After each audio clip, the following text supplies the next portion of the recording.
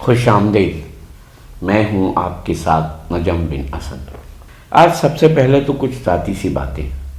دراصل جب میں نے یہ ویڈیو سیریز شروع کی، میں نے یہ کہا تھا کہ آج سے 21 دن تک ہم صرف اس پر ہی بات کریں گے، تحریک عدم اعتماد کے اوپر۔ میں نے 8 تاریخ کو اس سیریز کا پہلا ویڈیو بنایا تھا۔ میرا مطمع نظر یہ ہے کہ بہت سارے لوگ ایسے ہوتے ہیں جو اخبار پڑھتے ہی نہیں ہیں، صرف ٹی وی دیکھتے ہیں کرنٹ افیئرز کے لیے۔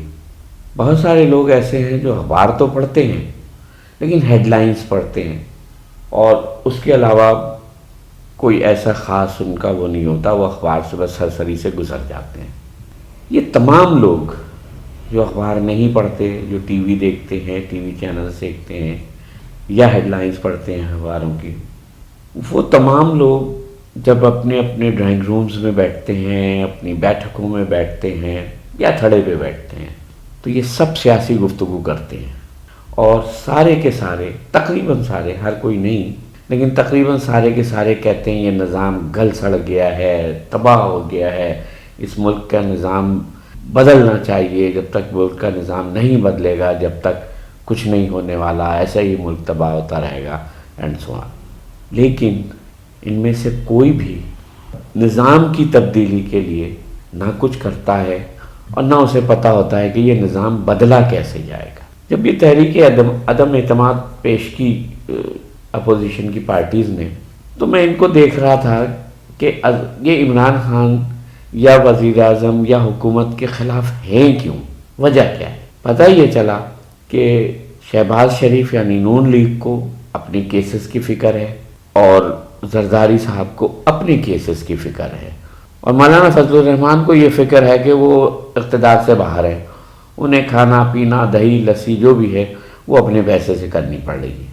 اپنے پیسے سے مطلب مدرسوں کے چندے جو آتا ہے، مدرسوں میں جو چندہ آتا ہے اس کے پیسوں سے۔ مگر یہ باتیں ہر ایک کو نہیں معلوم۔ میں نے یہ سوچا کہ کم از کم 21 دن تک جو کچھ عدالتوں میں ہو رہا ہے اور جو کچھ اسمبلی میں ہو رہا ہے اس کو کم از کم ڈاکومنٹڈ تو کر لیا جائے، تاکہ آنے والے وقت میں کبھی کسی کو یا مجھے خود ضرورت پڑے یہ جاننے کی ان 21 دنوں میں کیا ہوا، تو مجھے اخبار نہ کھنگالنا پڑے، میں صرف یہ سن لوں اور مجھے پتہ چل جائے، یا میرے جیسے کسی شخص کو کسی نالج کی ضرورت ہو کہ ان 21 دنوں میں کیا کچھ ہوا، اور جب اس تحریک عدم اعتماد کا فیصلہ آیا تو اس وقت تک کس جج کا کیا مزاج بنا ہوا تھا اور یہ فیصلہ کیوں آیا۔ تو بس میں یہ ویڈیو اس لیے بناتا ہوں، میرے ایک دوست نے پوچھا کہ یار تمہیں اس ویڈیو بنانے کا فائدہ کیا ہے، نہ تو تمہاری اتنی ویورشپ ہے، تو میں نے کہا آج میں بتاؤں کہ یہ میں ویڈیوز کیوں بنا رہا ہوں۔ بہرحال چلیے آج کے ویڈیو کی طرف۔ تو جناب اطلاع ملی ہے کہ کراچی میں ملیر کے علاقے میں ایک سوشل ورکر اور صحافی ناظم جھونکیوں کا قاتل عبدالکریم دبئی سے واپس آ رہا ہے۔ یہ جام ہیں یہ لوگ، ایک بھائی جام اویس نے اپنے آپ کو پیش کر دیا تھا اور وہ بھی ضمانت پر ہے، اور یہ تو خیر ضمانت لے کے بھاگ گیا تھا دبئی کی۔ پیپلز پارٹی نے، حکومت نے اس کو اسمبلی میں ووٹ ڈالنے کی خاطر اس ایک ووٹ کے لیے اس کو پروٹیکٹیو بیل دلوا دی ہے، اور اس پروٹیکٹیو بیل کو لے کر وہ کراچی تو نہیں آ رہا، اسلام آباد جا رہا ہے۔ تو ایک صحافی ہیں جنہوں نے اس کے ایمریٹ ایئر لائن کے ٹکٹ کی فوٹو بھی بھیجی ہے، تاریخ بھی بتائی ہے کہ یہ 29 تاریخ کو اسلام آباد پہنچے گا۔ کم از کم پیپلز پارٹی نے تو قانون اور اخلاقیات کی پیپلز پارٹی میں جو اہمیت ہے وہ بتا دی ہے۔ اب میرا سوال یہ ہے کہ کیا وفاقی حکومت اس کا نام ECL پر ڈال کر اسے گرفتار کر سکتی ہے؟ اس عدم اعتماد کی تحریک نے پیپلز پارٹی کی نظر میں ایک غریب صحافی کی جان کی اہمیت بتا دی ہے۔ یہ بلاول بھٹو کے منہ پر بھی تماچا ہے کہ وہ عمران کو ہٹانے کے لیے ایک قاتل کی مدد لیں گے۔ سپریم کورٹ کی 25 مارچ کی سماعت میں جو خاص باتیں تھیں، میں خاص باتیں ہی بتاتا ہوں، 2-2 گھنٹے کی پوری سماعت تو بتائی نہیں جا سکتی۔ تو اس سماعت میں خاص باتوں کا احوال یہ ہے کہ جسٹس مظہر عالم صاحب نے پوچھا کہ پارٹی پالیسی سے اختلاف کرنے والا استعفیٰ کیوں دے۔ جسٹس جمال مندرخیل نے پوچھا کہ اپنے خیالات کا اظہار کرنے پر تاحیات نااہلی کیوں ہونی چاہیے۔ اٹارنی جنرل خالد جاوید نے طنزیہ سوال کیا کہ حکومتی ارکان کا ضمیر سندھ ہاؤس میں داخل ہوتے ہی کیسے جگ جاتا ہے، کیسے؟ جسٹس منیب اختر نے فرمایا کہ منحرف رکن کا ووٹ شمار نہ ہو تو دوسری کشتی میں جانے کی اس کو ضرورت ہی نہیں رہے گی، جبکہ جسٹس عمر عطا بندیال صاحب نے یہ نکتہ اٹھایا کہ اعتماد توڑے جانے والے کو خائن یعنی خیانت کرنے والا کہتے ہیں، اور قرآن میں خیانت سنگین جرم ہے اور اس کی بہت سخت سزا ملتی ہے۔ یہ سارے ریمارکس 63A کی تشریح کے حوالے سے صدارتی ریفرنس کی سماعت کے دوران دیے گئے ہیں۔ جسٹس عمر عطا بندیال نے ریمارکس دیے کہ آئین میں کہیں نہیں لکھا کہ ووٹ پارٹی کو ہی دینا ہے، اور سوال اٹھایا کہ کوئی امیدوار پارٹی میں شامل ہوتے ہوئے وفاداری کا حلف دیتا ہے۔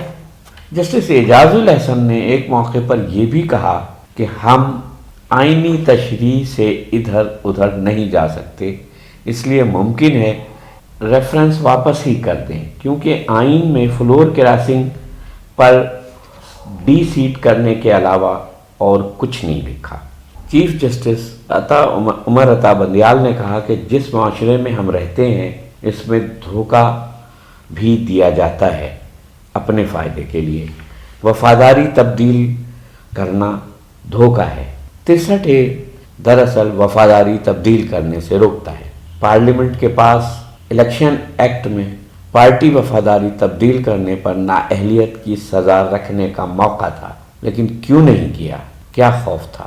جسٹس اعجاز الحسن نے پوچھا ممبرشپ فارم میں رکن ڈیکلریشن دیتا ہے کہ وہ ڈسپلن کا پابند رہے گا، اگر ایسی یقین دہانی دی جاتی ہے تو خلاف ورزی خیانت ہوگی۔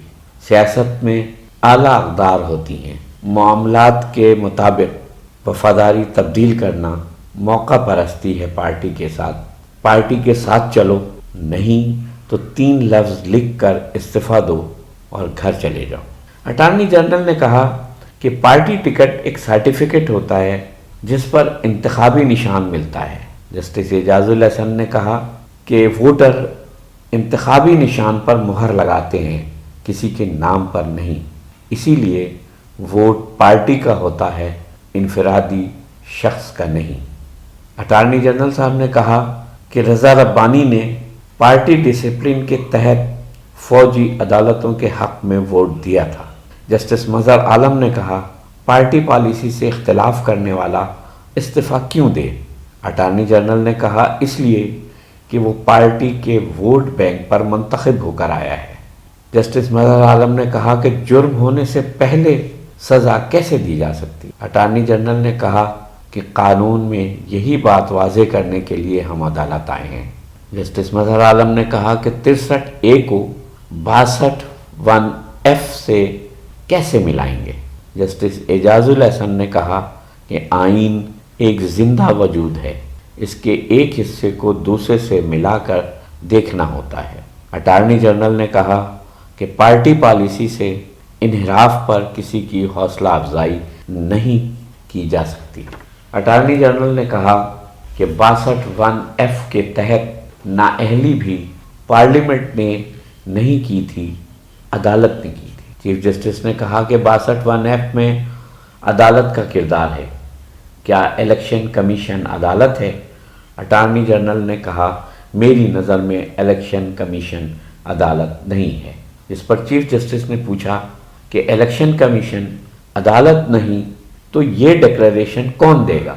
یہاں رک کر میں آپ کو فیصل وابڈا کی نااہلی یاد دلاتا ہوں جو الیکشن کمیشن نے کی ہے، اور اس کی اپیل سپریم کورٹ میں فیصل وابڈا نے دائر کی ہوئی ہے۔ چنانچہ اس نکتے پر سپریم کورٹ کے ریمارکس سے فیصل وابڈا کی اپیل پر بھی مدد ملے گی۔ مخصوص نشستوں والے عوام کے ووٹ سے نہیں، پارٹی کے ووٹ سے منتخب ہوتے ہیں، اس کیس کی اگلی سماعت پیر یعنی 28 مارچ کو یہ ہوگی۔ شہر اقتدار میں آج 2 خبریں سارا دن گردش کرتی رہی ہیں۔ ایک یہ کہ کل رات کابینہ اور کور کمیٹی کے اجلاس میں لیے جانے والے بڑے فیصلوں میں سے ایک یہ ہے کہ تحریک عدم اعتماد کو تاخیر سے رمضان کے بعد پیش کیا جائے۔ اس کے لیے اسپیکر یہ عذر لے سکتے ہیں کہ جب تک صدارتی ریفرنس جس میں 63A کی تشریح کے لیے سپریم کورٹ میں درخواست دی گئی ہے اس کا فیصلہ نہیں آ جاتا تب تک اجلاس کو ملتوی رکھا جائے گا۔